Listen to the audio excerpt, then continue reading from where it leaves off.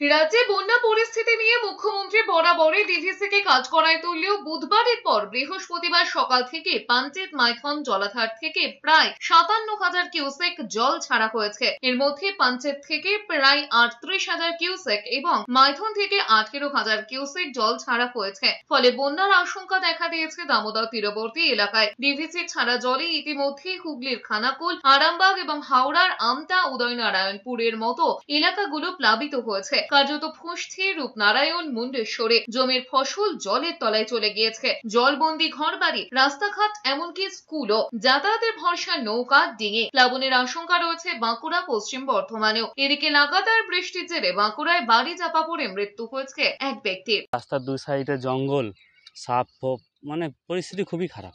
নৌকা ছাড়া কোনো উপায় নেই। এখন আমাকে যদি বাড়ি যেতে হয়, এখন 1 কোমর জল পেরিয়ে যেতে হবে। এখানে এখন অবধি যেটা আছে হাঁটু অবধি জলটা উঠেছে।